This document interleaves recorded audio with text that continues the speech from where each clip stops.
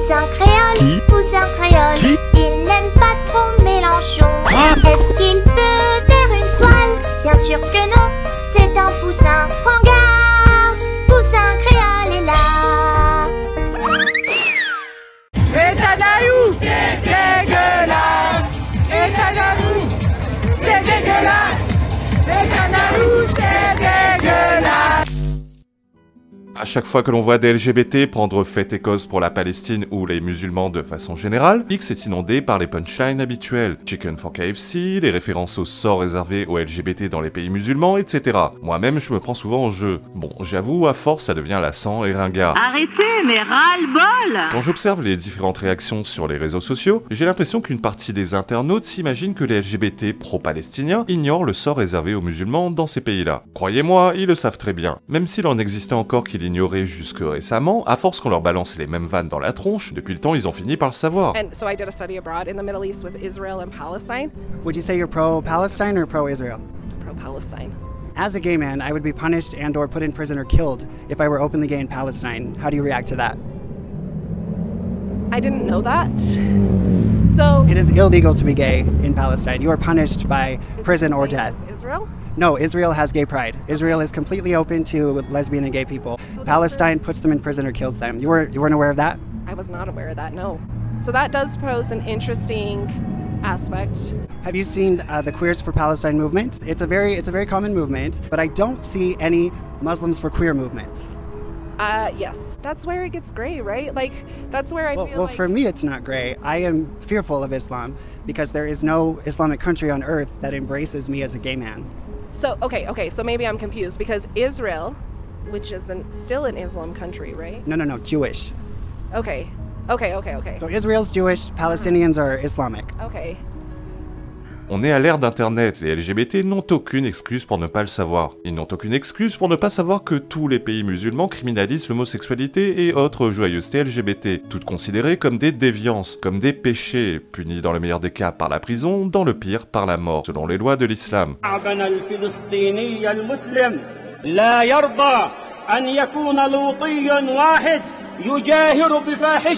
Alors pourquoi défendre bec et ongles des gens qui les vomissent et qui veulent leur peau? Tu peux pas le comprendre! Pour le savoir, il faut comprendre leur logiciel idéologique, il faut comprendre le wokisme. Il y a un an de ça, j'avais partagé dans une de mes vidéos le témoignage d'un gay américain pro-palestinien qui affirmait savoir pertinemment le sort réservé aux gens comme lui en islam. Il le savait, mais il s'en foutait. Savoir que les Palestiniens traînaient les gens comme lui à l'arrière d'un pick-up ne semblait pas lui poser plus de problèmes que ça. À quel stade de maladie mentale faut-il en arriver pour avoir de la compassion pour des gens qui veulent notre mort? Their opinion about my lifestyle, and if their religion says something else, or if they personally feel like being gay is wrong, whatever, it doesn't matter. En premier lieu, il y a une très grande part d'hypocrisie. Les LGBT qui ont fait de la cause palestinienne leur combat principal sont tous des occidentaux qui mènent leur combat depuis l'Occident. C'est une particularité des woke, ils aiment le confort qui consiste à combattre des moulins à vent et à combattre des ennemis là où ils ne sont surtout pas. C'est tellement moins risqué de combattre l'homophobie dans un pays où l'homosexualité est acceptée et banalisée, de combattre le patriarcat et l'égalité homme-femme dans une société où femmes et hommes ont les mêmes droits, de défendre le voile dans une société où les femmes ne risquent pas la mort si elles l'enlèvent ou sinon à la marge. C'est tellement plus confortable de se battre contre le mal blanc quand on sait que c'est celui envers qui ils ont le moins à craindre. En gros, les woke sont des lâches. Nique le patriarcat! Le wokisme est comparable au mécanisme mental d'un gosse de 4 ans. Tout est binaire dans le wokisme. Il y a les méchants d'un côté et les gentils de l'autre. Il n'y a aucune place pour le pragmatisme et les nuances dans le wokisme. Le wokisme, c'est, pour faire simple, la lutte des minorités opprimées face à l'oppresseur majoritaire. Ça, c'est le postulat de départ. Il ne reste plus ensuite qu'à décider arbitrairement qui bénéficiera de l'étiquette opprimée et qui de l'étiquette oppresseur. Toi tu vis, toi tu crèves. La logique voudrait que toute population en minorité numérique bénéficie de ce statut, mais ce serait trop simple. Les juifs et les asiatiques sont des minorités en France, pourtant ils n'ont pas leur carte de membre de la team opprimée. Comme je le disais précédemment, tout ça est totalement arbitraire. N'allez pas demander à la team opprimée en quoi ils le sont. Ils ne sauront pas vous répondre car ils n'en ont aucune idée, tout simplement. La cause féministe, elle est hyper importante dans la société. Encore maintenant, en 2024, il y a des trucs,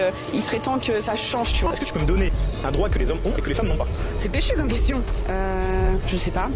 Je connais pas là. Au mieux, ils vous pondront tout un narratif clé en main, appris par cœur sur les bancs de fac de sociaux avec Rokhaya Diallo en maître de conférence. Un narratif qui n'aura ni queue ni tête et qui surtout ne correspond à aucune réalité observable dans la société. Le wokisme, c'est ça, on construit une histoire inventée de toutes pièces et on brode tout un tas de concepts tout autour en essayant de faire coller le réel à leurs fantasmes. N'allez pas non plus faire des parallèles avec l'Afrique par exemple. On pourrait se dire bêtement que si l'oppresseur c'est forcément celui qui est majoritaire d'un point de vue numérique, alors dans un pays d'Afrique noire, l'oppresseur c'est forcément le noir. Oui mais non, ça marche pas comme ça. L'oppresseur c'est le mâle blanc hétérosexuel quoi qu'il arrive. L'opprimé, la victime, c'est le LGBT, l'obèse, la femme, les noirs et les arabes qu'ils appellent les racisés. D'ailleurs, faut arrêter de reprendre le lexique des woke à notre compte. Non, le terme racisé n'est pas seulement un nouveau mot pour désigner les gens de couleur. Je comprends bien que racisé c'est plus court que les gens de couleur ou les noirs et les arabes, mais ce qu'on sait moins c'est que la définition du concept de racisé implique que la personne soit par essence victime du racisme. Comprenez du racisme du méchant blanc. Ekwajuja, ça veut dire quoi?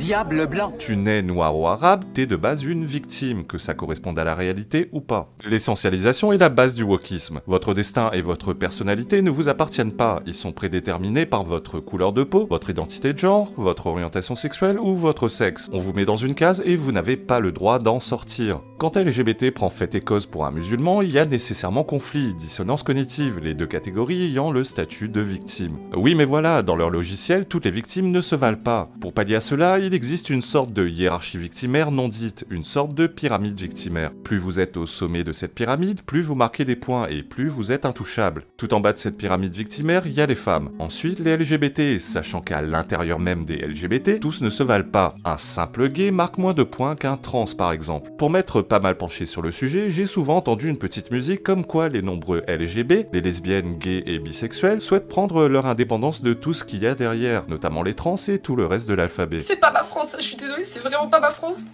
On se retrouve avec un parti mais rempli de gens racistes, xénophobes, LGBT-phobes qui détestent tout le monde sauf les riches blancs. Moi personnellement en tant que femme je me sens plus du tout en sécurité dans mon pays, mais non plus en tant que personne musulmane ou en tant que personne LGBT parce que je suis musulmane et LGBT.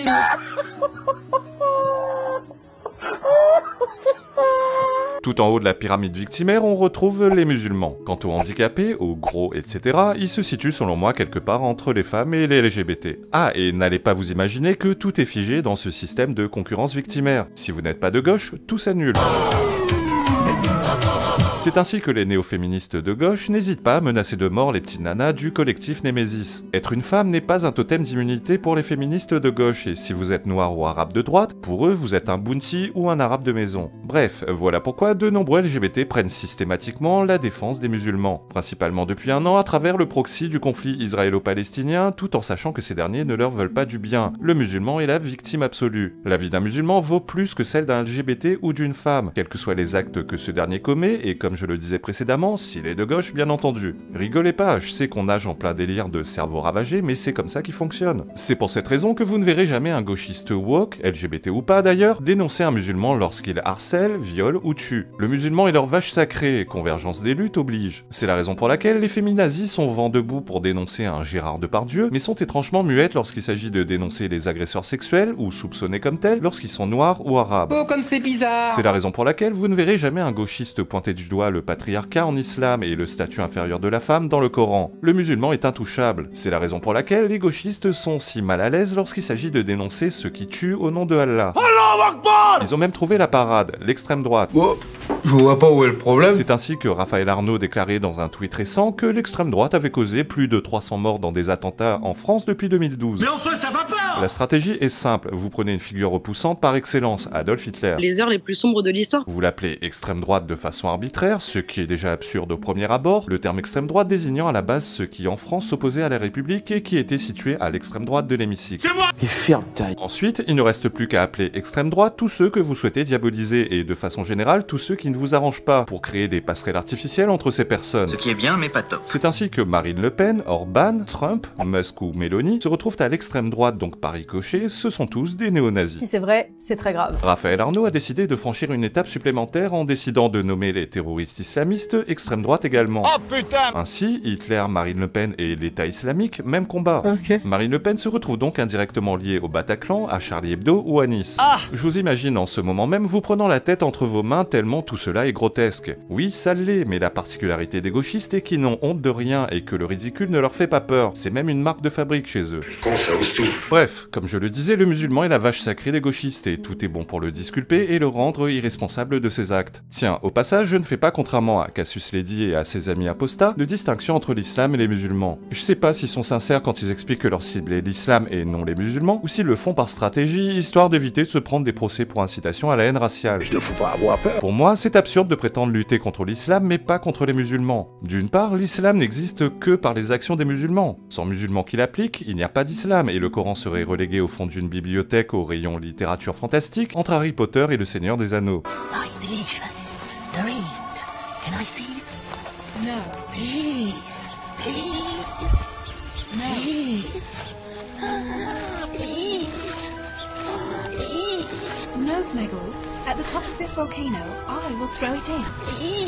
Lutter contre une idéologie n'a de sens que s'il y a des êtres humains qui la mettent en pratique. La Bible satanique d'Anton LaVey existe bien, et pourtant, personne n'aurait l'idée de monter un mouvement pour lutter contre son idéologie, tout simplement parce que tout le monde s'en fout de ce bouquin. Enfin, c'est peut-être pas le meilleur exemple, car certains vous diront que Satan est partout, et que ses préceptes sont appliqués dans la vraie vie, mais bon, c'est un autre sujet.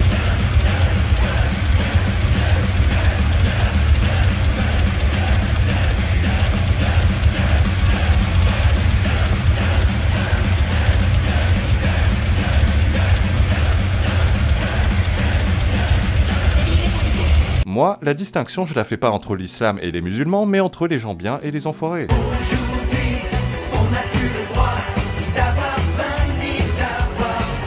Pour moi, l'islam n'est pas un hobby que le musulman pratique le dimanche après-midi entre téléfoot et turbo. L'islam fait partie intégrante du musulman sincère. Il régit toute sa vie du quotidien de A à Z. On peut pas expliquer à un musulman que tout ce en quoi il fonde son existence ce sont des conneries, et espérer qu'il se sent pas blessé au plus profond de sa chair. À travers la critique du dogme islamique, ce sont bien les musulmans qui critiquent, mais allez savoir pourquoi ils ne l'assument pas. On est en démocratie, on a droit de critiquer les gens. Pourquoi se cacher derrière la critique unique du dogme? Critiquer les musulmans ne veut pas dire critiquer tous les musulmans. Les gens sont pas stupides, ils savent très bien que les musulmans ne sont pas un groupe monolithique. Ils savent très bien que tout croyant ne pratique pas sa religion de la même manière et n'applique pas son livre saint à la lettre. C'est pas l'islam de lumière. Pour moi, le musulman qui n'a pas le désir secret de buter tous les non-musulmans, qui respecte les femmes, qui est discret et qui n'a aucune exigence religieuse ne me dérange pas. De plus, ce qui me dérange, c'est le fait que lorsqu'on prétend critiquer l'islam et non les musulmans, on les déresponsabilise en faisant des victimes de leur religion. Autant je peux comprendre qu'il est difficile d'avoir de l'islam une approche relative et distante quand on baigne dans un environnement 100% musulman et qu'on évolue dans un pays où se poser des questions sur l'islam peut entraîner votre mort. Mais ça va, on est en France, pas en Afghanistan. Le musulman adulte en France ne vit pas dans une grotte au fin fond de l'Iran. Il a l'opportunité d'avoir son propre libre arbitre. C'est pas toujours simple, je n'en disconviens pas, mais il faut arrêter de faire passer le musulman français pour quelqu'un qui ne fait que subir. Bref, pour revenir à notre sujet initial, les LGBT pro-Hamas savent très bien que islam et homosexualité sont incompatibles et que leurs nouveaux amis ne sont que des amis de circonstance qui ne leur veulent pas du bien, mais comme je l'évoquais, ils le font systématiquement depuis le confort et la sécurité de l'Occident. Ils sont pas aussi tarés qu'ils en ont l'air, même s'ils tiennent une sacrée couche quand même. C'est l'extra couche là-dedans, hein. Pour l'instant, ils ne sont pas encore réellement et directement confrontés aux réalités de l'islam, mais je suis convaincu que lorsque ce sera le cas, ils seront bien contents qu'un mâle blanc cisgenre patriarcal traîne dans les parages. Voilà, cette vidéo est à présent terminée, j'espère qu'elle vous a plu. J'en profite pour vous rappeler que ma chaîne n'est pas une chaîne de debunk ou de fact-checking pour bien parler français. Elle ne reflète que mes opinions et ces dernières valent ce qu'elles valent. Toute critique est la bienvenue dès lors qu'elle est bienveillante et constructive. J'en profite également pour vous rappeler que ma cagnotte Litchi n'attend que vous pour gonfler et me permettre de vivre comme un député français et c'est pas gagné. Le lien est en description. Quant à moi, je fais un gros effort en ce moment pour vous offrir du contenu plus régulier, j'espère que vous l'avez remarqué. Je vais essayer de rester sur cette ligne, même si c'est très chronophage. Bon, allez, je vous dis à bientôt et je vous embrasse. Ciao. Est-ce que tu peux nous dire ce que tu vas faire samedi 22 mars? Je vais manifester contre le racisme et l'extrême droite. Et pourquoi tu vas aller manifester? Je vais manifester pour dénoncer la politique raciste de l'extrême droite. Bonjour, est-ce que vous pouvez nous dire pourquoi c'est important d'aller à la manif samedi contre l'extrême droite? Ah bah écoutez, parce qu'on voit bien que la peste brune est en train d'envahir toute l'Europe, à part l'Irlande, et que si on ne réagit pas, eh bien, on sera vraiment très mal barré.